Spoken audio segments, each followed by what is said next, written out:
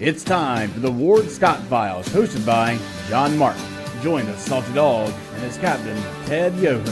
Search for the Ward Scott Files on Facebook, Vimeo, and over 30 audio platforms, including Apple and Spotify. Now here's your host, the Salty Dog, John Martin.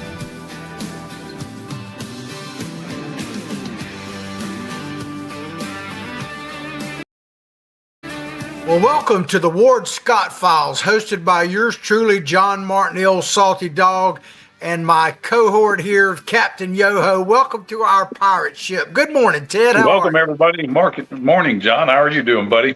Life is good, man. Life is good. USA. Life's good in America. USA, brother. Well, right.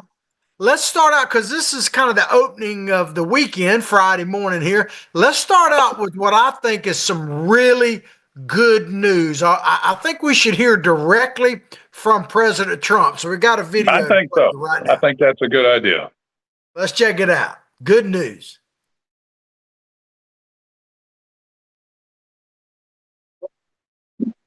That was an amazing speech he gave when he addressed Congress, and it was more divided than I think I've ever seen. I was there with Obama twice or three times, and then President Trump all four times. It was amazing to see. Yeah, well, I tell you, the thing that, you say divided, and I understand why you would say that. But if you actually look, and I was going to talk about this later, but we might as well bring it up now. If you look at two polls that were out shortly after, CNN and CBS, and I think CNN was somewhere near high 60% of people had a favorable thought of what the president said, and CBS poll right after was over 70%. So it's amazing. It really is amazing. The country's divided, Ted. I don't think they are. I think the House of Representatives is, and they had just bitterness and hatred. We'll talk more about that. Yeah, we've got this good news clip that I want to play, and our producer tells us we're ready. So go with it. Citizens, America is back.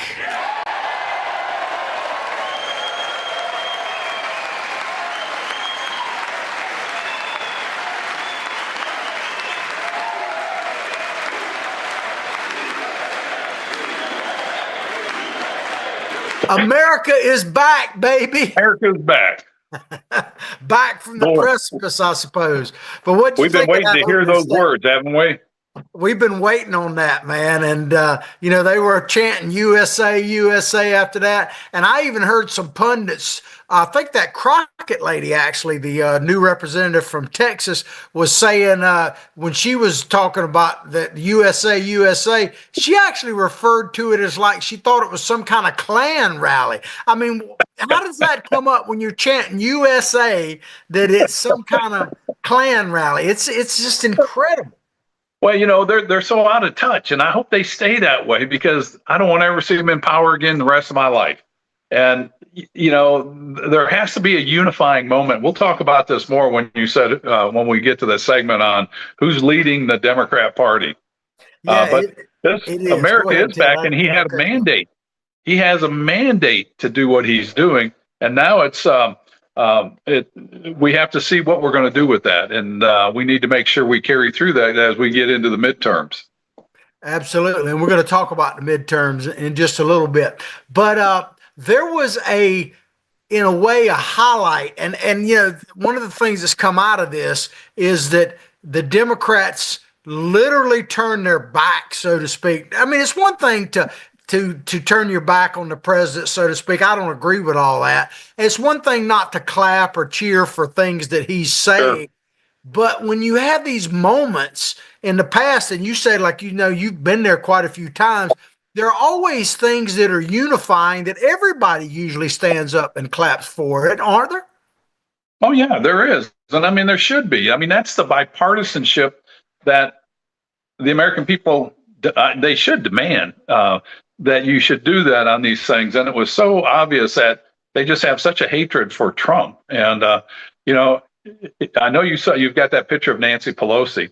When he walked in, I would have loved if he would have handed her a copy of his speech beforehand. Can you imagine? Wouldn't that have been great?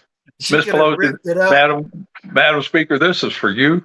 I hear you, man. Well, she just looked like she was absolutely miserable, and but I'm going to play this clip because I think in one it goes two ways. In one sense, it was absolutely one of the highlights, if not the highlight of the It whole definitely was. thing. But at the same time, it was a real low light too, because it exposed the Democrats for just how insane they have gotten. So let's play Yeah, this and we'll come back and talk about it. Check it out. sure. Honor of them all, I am asking our new Secret Service Director, Sean Curran, to officially make you an agent of the United States Secret Service.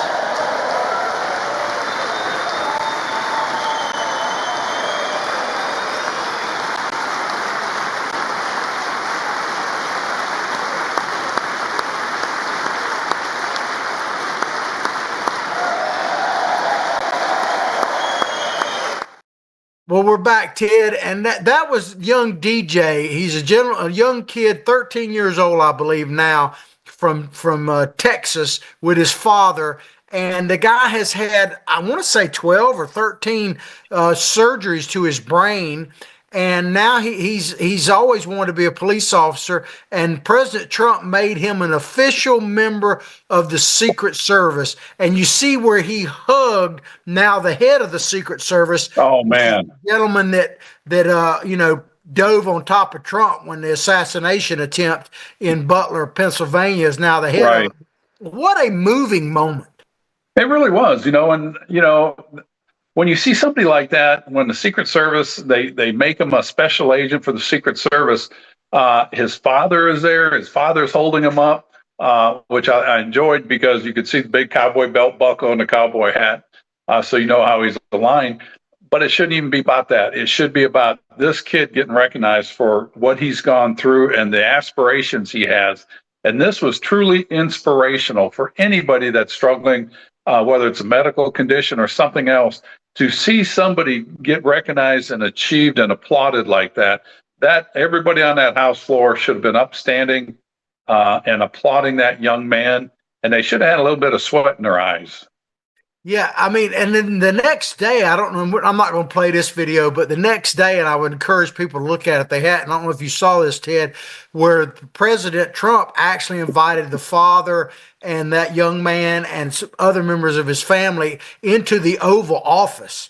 And the president was talking to young DJ about his family and all of that stuff. And Right. the young boy said to the president, he said, can I ask something like, can I ask you for one more thing, Mr. President? He said, sure. He said, can I have a hug? And he hugged the president in the Oval Office. I mean, I don't see how you can possibly find any fault with any of that, but apparently the Democrats did. Oh, they're going to find fault with it. They're going to say it's sensationalism. He's taking advantage of that young man. And, it's a shame that they can't just honor the purity of what was going on there and celebrate that for all Americans. But they can't do that because that's not who they are. Yeah, it's certainly not who they are right now. It's, I think about it because I used to be a Democrat. I grew up in a Democrat family. Ted, my dad was a leader in the Democratic Party at He sure was. the state, local, and national level for that matter. And so it actually breaks my heart to a certain extent to see what has become of the Democratic Party. I know it's kind of cliche to say it, but they left me. I didn't leave them, even though I've been out of the they have. It's changed so much. And as you know, the old Southern Democrats, I mean, they were the stalwarts of keeping the country moving down the tracks without, coming off the tracks and being derailed. And I can't tell you how many people when I ran, and you probably had this too, I had people that were lifelong Democrats said, because of you and what you're standing for, I'm switching parties. I mean, these are people that were in their 70s and 80s. And, it just makes you feel good that they're with the country. They're not so much with me, but they're with the country. And they felt, you're going to stand up for the country. So they did. The Democratic Party just got hijacked, by different factors. And we can talk about that at another time. But it's not the one your dad was in. Yeah, and President Trump, he used to be a Democrat too. And he, in his speech, he actually said that I think he basically said there's nothing I can say or do that will get the Democrats support or cheer or anything else. And that was pretty obvious the other night because, as we say, they didn't even cheer for this young boy. They didn't stand and applaud or give reverence to parents whose children had been killed by illegal immigrants. They Right. didn't any Right. and another one that's not getting as much traction, but to me is just as egregious. They did not even applaud for a young man who found out live there that he had been accepted to West Point. This is a guy who's by his very nature going to West Point is saying, I'm willing to lay my life on the line for this country. And the Democrats just ignored that young man. It just They sure did. They don't want to celebrate anything that's associated with Trump or the Republican Party. And again, like I said, I hope they stay on that narrative because it worked out really well for them, and it worked out better for us and the American people. They, I don't give them any talking points or suggestions. They just need to keep doing what they're doing, and they'll do fine. Yeah, I doubt they're going to be listening to us anyway. But and to be very precise on this, Ted, when I talk about the Democrats, and I can tell by the way you're talking, probably feel the same way. I'm not talking about like all Democrats. I'm talking about the Democratic leadership, the party, the elected officials at the national level, because clearly there are a lot of great Democratic people in this country. And, I would never besmirch people. I'm not going to be like them saying, they're garbage and all of that kind of stuff. And President Trump even talks about that quite often. And in fact, he would not have won the majority that he won without crossover Democratic support. So, they better wake up because if not, we're not going to have a two-party system, which I actually support. No, I agree with you, and you're kinder than I am because I just kind of disarticulate myself from people that support the Democratic Party of today. If they're with that party, they're against America, is what I feel like. And John Madison talked about this back in the 1800s, with the Federalists, because they became basically what the Democrats are today, the Democrats, because they were anti-American. And he went on to say, if they support this, they're an enemy of my country, and they should be dealt with as such. But there are some great Democrats out there they're kind of lost right now, and they're looking for leadership. And Al Green is probably not who their leadership will be. We're going to talk about him in just a second, but one more thought on the line I was just talking about is that, I tell people, of course, you're welcome to come over to my side totally and all that and have an awakening like I've had. But if you want to stay and I'm just talking about rank and file Democratic, not officials, but people who are voters. If you don't want to leave that party, then take it back over. Then work, get busy and take it back over because the direction it's going in now is going to destroy that party and is absolutely trying to destroy America. I don't see how there's really any debate about that. Well, it's funny how they said Trump's going to destroy the Republican Party, but really he's embraced it. People have embraced him because of the ideologies he has, and it's America is back. It's all pro-American, and my hopes and dreams, I guess, I don't want to even sound like Obama, but we need to stop serving parties. We need to serve America. We need to serve this country, our Constitution, the traditions we've had. And I think when you start talking about Democrats and Republicans, you'll hear people say, well, I'm a Democrat, but I'm a social conservative, but I'm a little bit more liberal on this, or I'm an economic conservative, but I'm a little bit more liberal on policies. I think most people are like that. And if we put America first and not a party, you're going to see this country come together. And we need a leader that does that. Unfortunately, with the tone that was already set before Trump went in there, there was no way, like he said, they're not going to stand or they're not going to applaud. They're going to attack and bash and, criticize, condemn, and complain, and how to win friends and influence people. That's not how you get ahead. Well, speaking of standing, there was one Democrat that did stand. I'll give him credit for that. He did stand, and that was none other than Mr. Green, and he's Al not Green. the, yeah, Al Green, not the Al Green I love. I love the Al Green, the Reverend out of Memphis that is the great singer, but this Al Green is something else. Let's just He's play. singing a different tune. Yeah, he's definitely singing a different tune. Let's play a short clip from him because this could be the highlight or low light as well. Check it out. Warning.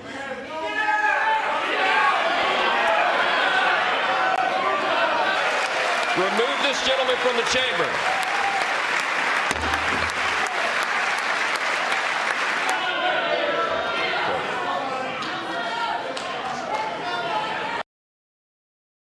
And he doubled down on defending his behavior yesterday before this morning's censure. I heard the speaker when he said, Well, one of the heroes of the night there is a new congressman. I don't know his name there, Ted, but he did that like, you're out of here, baby. I mean, there's Green. He stood, and I don't know if you saw that, of course they censored him. And we're going to talk about that because I'm not sure exactly what that means. And I know you'll know, but he spoke for about 20 minutes on the House floor yesterday. And essentially, he said two things that were interesting. On the one hand, he said that the speaker did exactly what he was supposed to do and basically oust him. But then he turned around and said, I would do it again in a heartbeat. So, he has no mea culpa or whatever. But what does it actually mean to censor someone? What is the magnitude of that, Ted? That's probably one of the worst things you can have in Congress is to be censored. And I can talk because it almost happened to me over that AOC debacle. And what it does is you get stripped of your committees. You can't speak on the House floor. You can't participate in any of that stuff. And they can even move further and strike the record on your whole existence, the time you've been in Congress. And that means that it erases everything you've ever said on the House floor. We get certain privileges where we can go and give a 1-minute speech or a 5-minute speech, and we can honor like somebody that became an Eagle Scout, somebody that just had their 50th or whatever anniversary, 100-year birthday, and so we can talk about this or talk about the University of Florida when they won some national championships, and we did this a lot. All that gets erased. Everything gets erased. All your C-SPAN episodes, all your hearing meetings get erased. It's like you never existed in Congress. And this is what happened to me. I got called down to Kevin McCarthy's office over the AOC incident. And I told him, I says, Kevin, I cannot apologize for something I didn't say. And I says, darn good and well, had I said that, I would apologize. And he says, Ted, he goes, they want your head. They're going to use you as an example. And this is the funny thing. This is where politics comes in.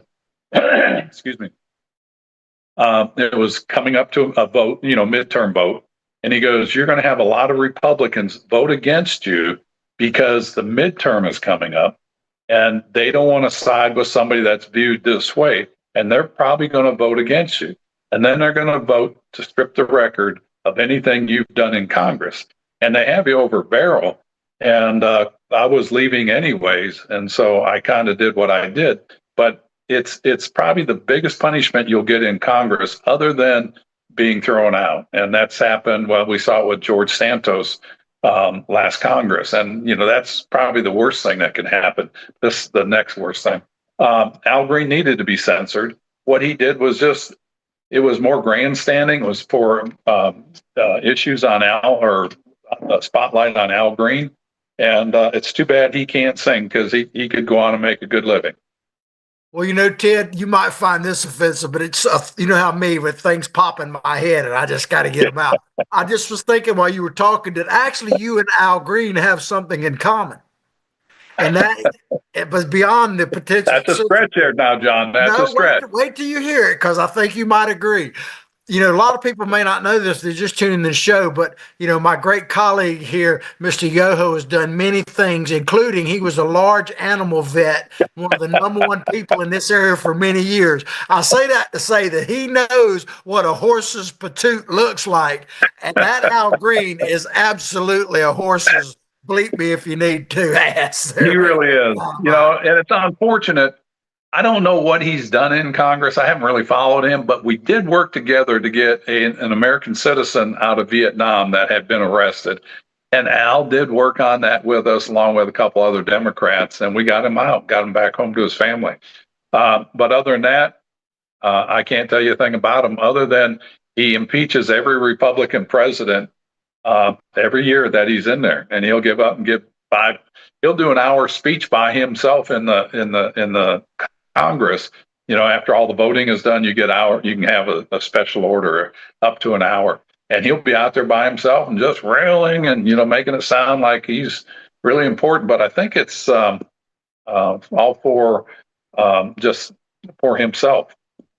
No doubt. Well, it brings up the question is who are the leaders now of the Democratic Party? Because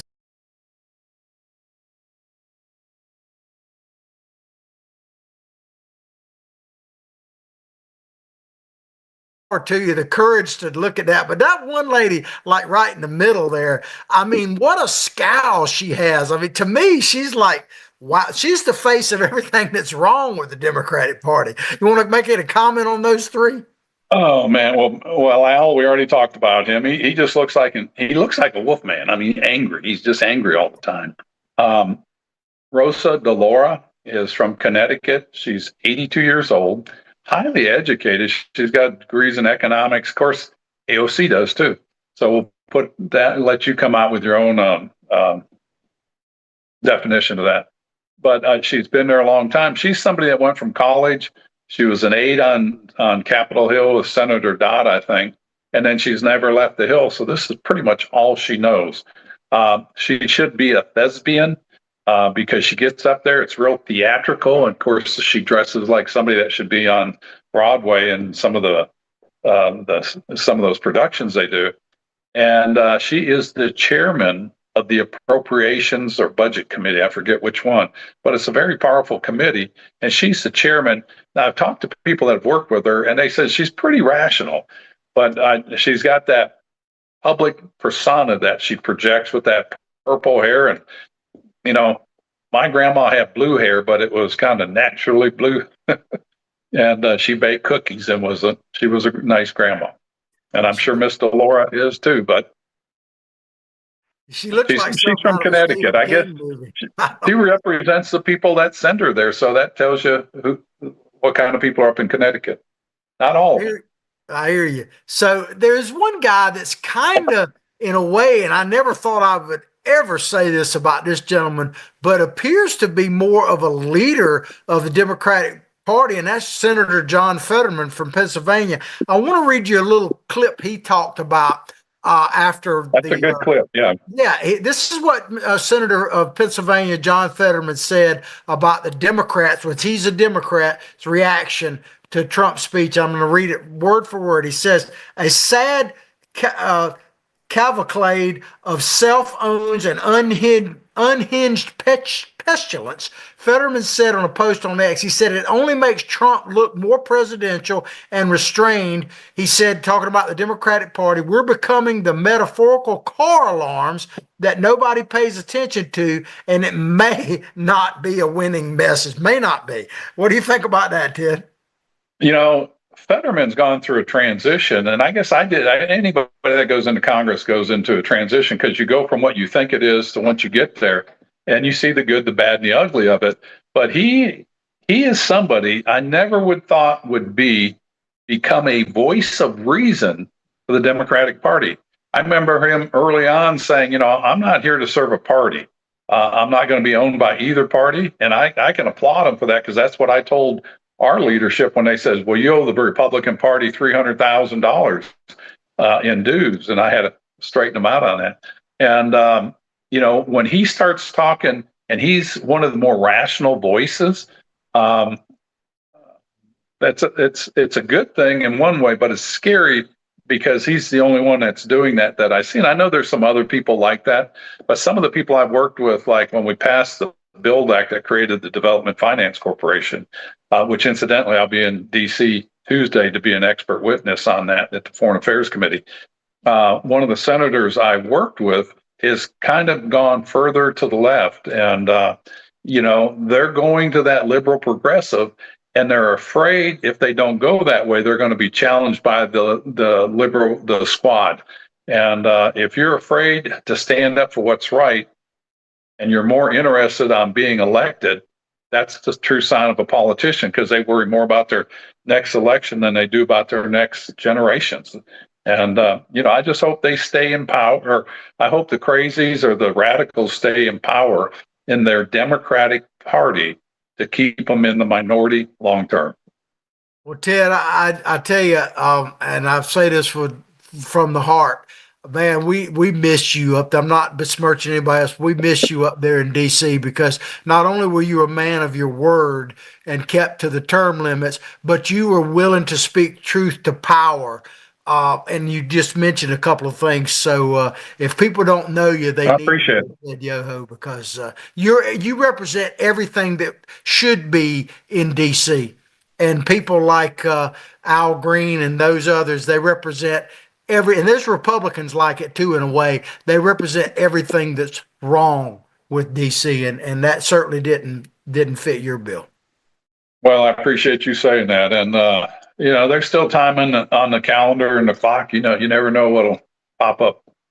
Yeah, you never know. Well, I want to conclude this segment with basically something that sums up the whole speech, in my opinion, that President Trump made. So let's hear directly from the president on this, because I think he summed up his own speech better than I certainly could. Check it out. Sure. Best to hear it from him. Legislation, we must have legislation to secure the border. But it turned out that all we really needed was a new president. That was the line of the night. He also revealed last night that he signed an executive order to rename a wildlife refuge after 12-year-old Jocelyn Nungary. She was killed by two undocumented... I think that pretty well sums it up, Ted. All we really needed was a new president, because he was talking about the border, but you could say that about a lot of things, because you remember the Democrats kept saying, we want to stop, we want to close off the border. There's nothing we can do. And President Trump basically shut it down in a week or two, let alone the month that he's been in there. It's just amazing. Well, it is amazing. And they said, well, we need new legislation. We need more money. No, the money's not going to fix it. Just enforce what you already have on the law. Enforce the law in the book and close the border. But they have to come out and say, oh, what you just said. And we need a new president. I mean, that he put that as salient and as just as direct as it needed to be said. And he was absolutely right.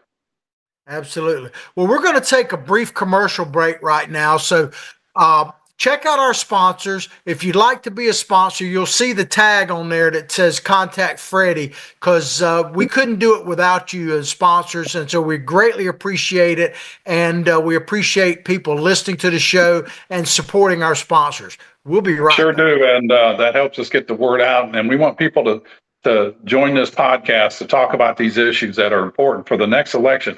I mean, America's on a good path now. We're at the golden age. Let's move forward. With your help, we're going to do that. Amen. Although the owner of Lewis Oil Company maintains she is 29, Lewis Oil turns 60 years old in June. Chevron would like to recognize the North Florida second-generation family-owned business, celebrating its growth and staying power. Lewis Oil Company maintains significant on-hand supplies, strategically located fuel depots, a delivery fleet, on-site service, fuel card locks, and convenience stores. Lewis Oil Company understands its responsibility in the local economy by providing service and delivery on demand and in crisis. As a first responder for 18 Florida counties and the Southeast from Texas to Virginia, we are proud of this rare accomplishment. Lewis Oil delivers. This is Ward Scott, and I want to thank all our sponsors who keep the show going and pay the bills. The Ward Scott Files premium sponsors are Crime Prevention Security Systems, large enough to serve you, small enough to care. Meldon Law, the only official injury partner of the Florida Gators. The Ward Scott Files gold sponsors are Lewis Oil Company, Shoot GTR, On the Spot Dry Cleaners, R&R Construction, and Style Cuts. If you are interested in promoting your business on the show, you can visit our website, www.wardscottfiles.com, and click on the Advertise Here banner on the right side of the page, or call my friend Freddie at 352-284-3733. Again, thank you to all the great businesses that support the Ward Scott Files. And remember, if you like the show, thank our sponsors and support the businesses that support us. What you just said is one of the most insanely idiotic things I have ever heard. Everyone in this room is now dumber for having listened to it. May God have mercy on your soul. Or that very much surprises me that you've never been tased. You can't handle the truth. All bees poop. A warthog. He's going to come up the steps. Here he comes. Oh my goodness, and he's huge. Hello, boy. I wonder if we can pet him. Hi, boy. Can we touch him? No, don't. Help me! Help! Help!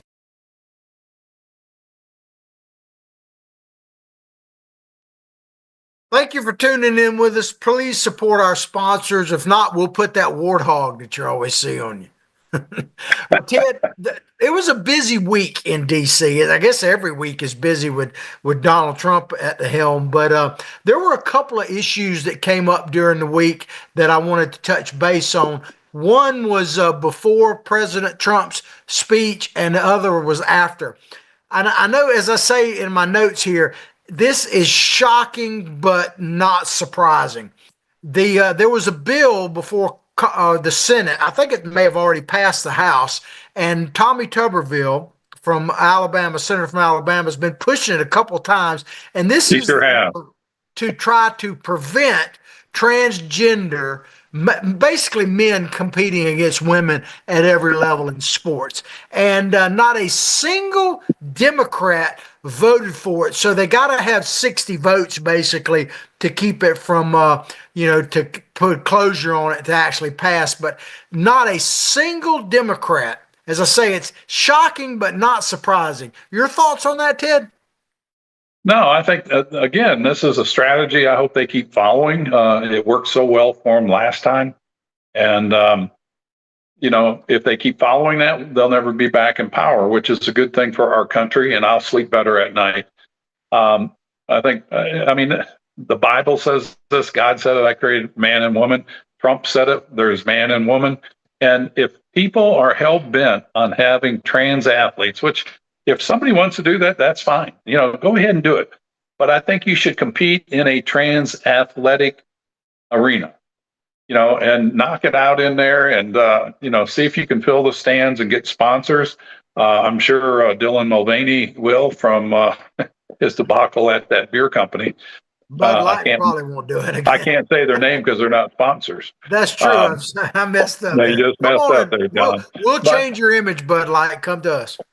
Yeah. And so if they want to go down that road, it's a losing proposition. And I don't want my kids playing in that, or my grandkids playing against men, my granddaughters. It's lunacy is what it is. And that's the arm of the Democratic Party that has taken over. And yeah, it's another one of those issues that they keep hearing this phrase, the hill to die on, but that's like an 80-20 issue. At least 80% of the American people support that legislation, and yet the Democrats are opposed. I think it's probably even higher than that, because if 80% are willing to say it, there's probably another 5 or 10% that actually believe it. Oh, absolutely. And it's just common sense. It's just common sense. I mean, you shouldn't even have to debate that. I mean, that shouldn't even be an issue right now, especially when you look at all the things that our country is facing. I mean, is that really at the top of the list? When you list 10 things, where does transgender sports and athletics come into? it's probably 30 on the list, and it's not even in the top 10, but we spend too much time on that. We need to focus on the basics to get this country back up and running, especially with the disruption that's going on in D.C. with the establishment that Trump is up there doing a needed reset. We don't need to have a reset button with Russia. We need to have a reset button with Washington, and Trump pushed it. And now we need to clean up the mess and, make it where it is running the way it was supposed to run or the way we want it to run. Well, even in his speech, he brought up and introduced a young lady that was there as a guest that had suffered brain damage in volleyball from being hit in the head by one of these transgender athletes. And of course, the Democrats, like they did all night, ignored her. There's one guy, and I don't even want to give him too much credit because he seems to be going everywhere now, but Gavin Newsom, he actually told Politico, I don't know if you saw this, in an interview with Politico, this is a quote from Gavin Newsom. Of course, this is the same guy that last week we talked about told state workers they got to come back to work and not work from home anymore. So maybe he's having a conversion. I doubt it. He's pretty slick. But he said this to Politico, talking about transgender. He said, I think it's an issue of fairness. I completely agree with you on that, to the interview. It's an issue of fairness, and it's deeply unfair. So he's basically saying in California, which is like hell-bent to have transgender ideology going there, he's actually saying that it's not fair. So if Gavin Newsom is saying it's not fair, how can the Democrats stand against that? Like I say, I don't trust what he says, but whatever. Yeah, well, number one newsflash is life is not fair. Deal with it. But for Gavin Newsom to come out and say this, he's kind of like Clinton. They do this, and which way is the wind blowing? The popularity of it, and that's the way they're going to vote. And he has pivoted 180 degrees. I mean, he is somebody. I mean, he's a snake. He's somebody that wants to be in politics. He wants to run for president, and he's going to say whatever is the most popular. And of course, after that speech that Trump did, you saw the favorabilities, as you pointed out, 76% in some polls across the board from demographics and political ideologies. And so Newsom is like, hey, I've got to change where I stand, and people like that are scary because they don't stand on their principles. They stand on whatever's going to move them up the ladder. And when you have people that are willing to put their ambition and aspirations above their integrity, those are scary people. Yeah. One quick thing, because we're getting close on time here, but there's another thing that came out during the week today, I think after President Trump's speech, and this was when we had the mayors of, I think, Chicago, Boston, New York, and Denver testifying before a congressional committee about sanctuary cities. I want to play this clip. This is Denver Mayor Mike Johnston. Now, I want to set it up real quick. What you're going to see at the beginning of this is a release by the Denver Police Department of a wanted criminal that ICE was wanting to pick up. And instead of doing it in the jail where they could pick him up easily, they released the guy in the parking lot, and it caused a ICE agent to get injured. Check this out, and we'll come back real quick and talk about it. Agents chasing down and arresting a suspected member of the violent Venezuelan gang Tren de Aragua. The incident came after a Denver jail was forced to release the suspect because of the city's sanctuary policies. ICE then had to arrest him in public, where he assaulted officers. That scene led to this tense exchange with Denver's Mayor Mike Johnston.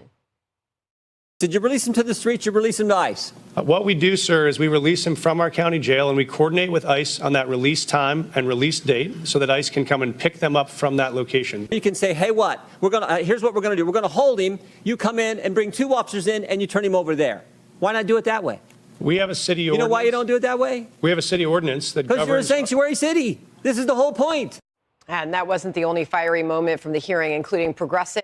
I mean, Ted, does it get any crazier than that? But it's very symbolic. Here you have a known criminal that is a dangerous criminal that they literally release in the parking lot, and ICE agents get injured trying to apprehend this guy, and that mayor of Denver is defending it. It's just insane. It really is. And, federal law will trump a lot of these, no pun intended. A lot of these local laws when it comes down to national security, and that gang member has been deemed a national or a terrorist organization.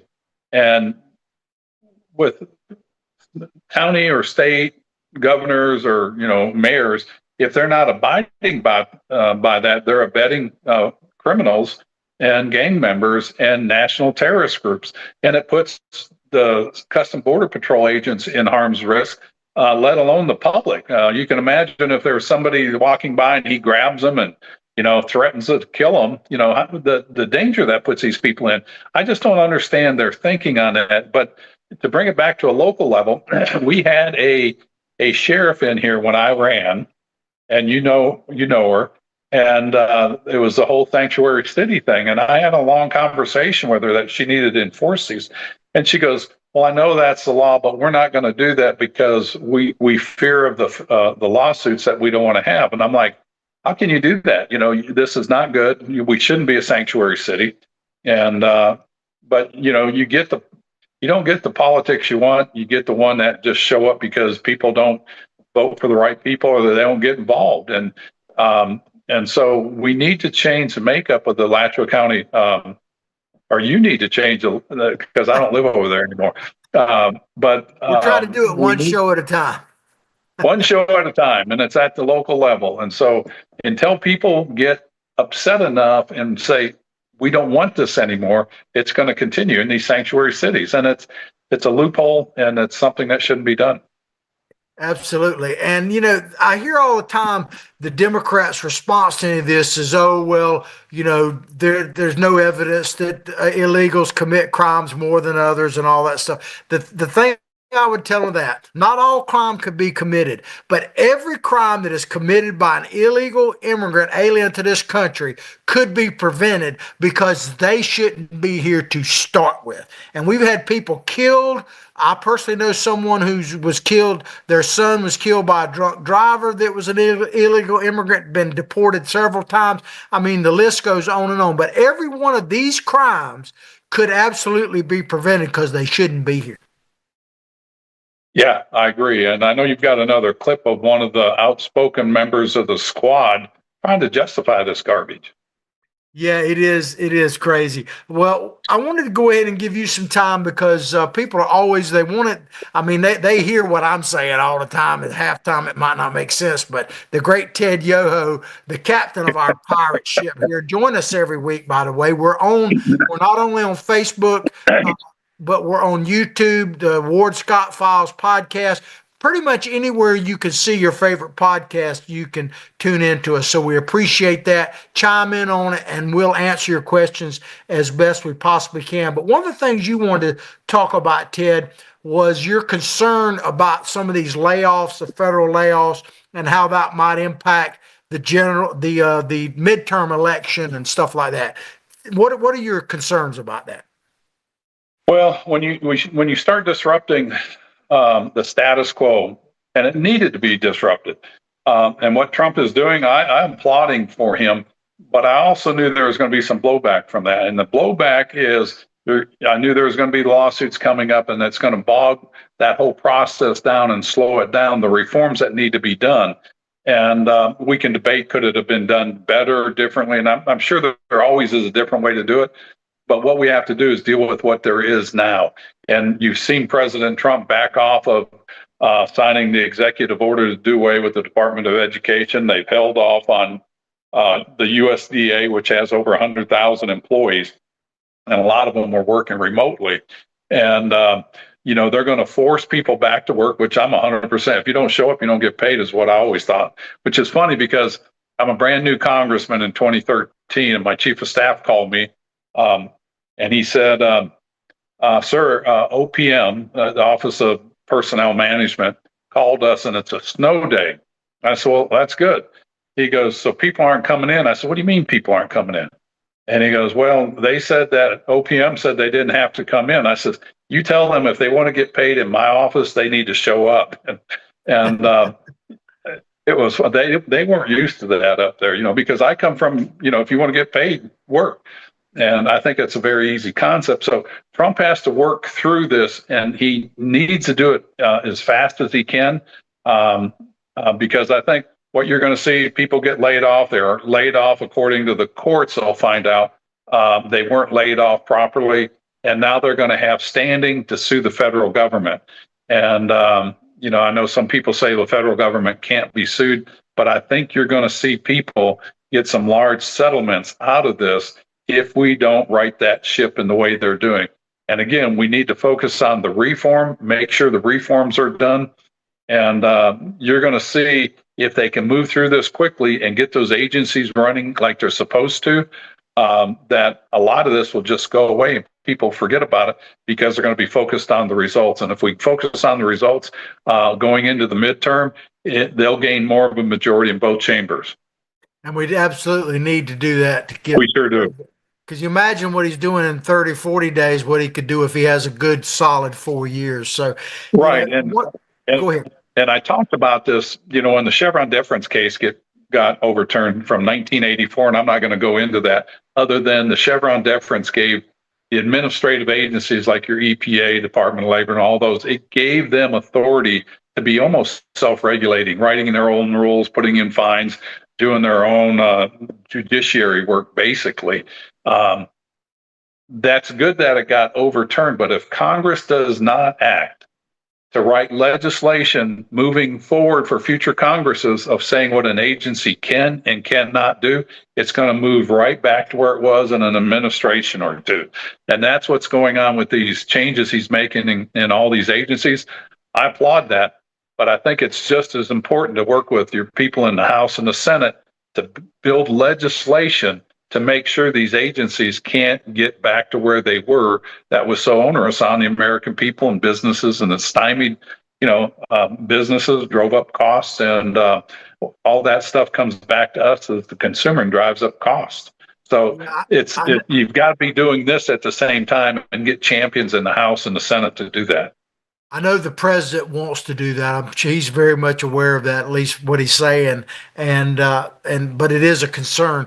Well, we got about 2 minutes left, and another concern you had, Ted, was the rising cost of things. We know about the bird flu and eggs, but the president, said he was going to work on lowering prices, and that is a difficult thing to do. But what are your concerns and possible solutions for that he needs to look at?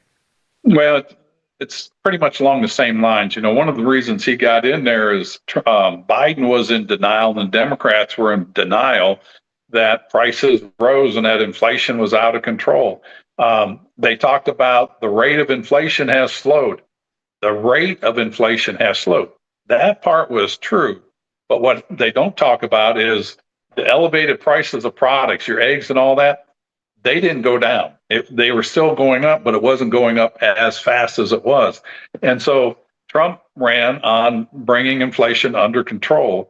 Some of his programs with the tariffs and all that, they need an adjustment. I wasn't a supporter of the USMCA, the trade agreement between Mexico and Canada. I was the only member from Florida that voted against it, one of the few Republicans, because it was a bad deal for our farmers. And so as Trump moves into this, what we know from the last administration, and you can go back and look the day Joe Biden got elected, the war on fossil fuels, everything was going to go green, the Green New Deal, prices jumped up immediately. And diesel affects everything, and everything you buy. Petroleum affects everything we buy, from cosmetics to toothpaste to plastic. Anything you buy in your house is touched by diesel, whether it's in the transportation, the production of it. You look at our agriculture products, they all run off of diesel. They're all produced by diesel tractors and all that stuff. And so if he can get the petroleum under control and prices drop, it'll have a cascading effect throughout, or domino effect through the economy, and it'll bring prices down, and people will understand this come the midterms. And it's so important to focus on getting this stuff done in the first 18 months and bring those prices down. If they can do that, and I have confidence they can, but you have to have a game plan and say, this is what we're working on. We're going this direction. prices will come for midterm, and I think you'll see a stronger majority. If they don't, they are going to have trouble having a majority.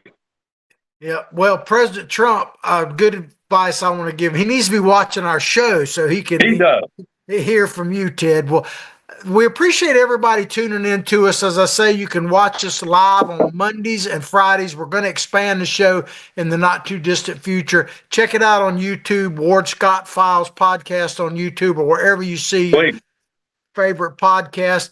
Join us on our pirate ship each and every week. And Ted, I hope you and yours and everybody out there has a blessed weekend.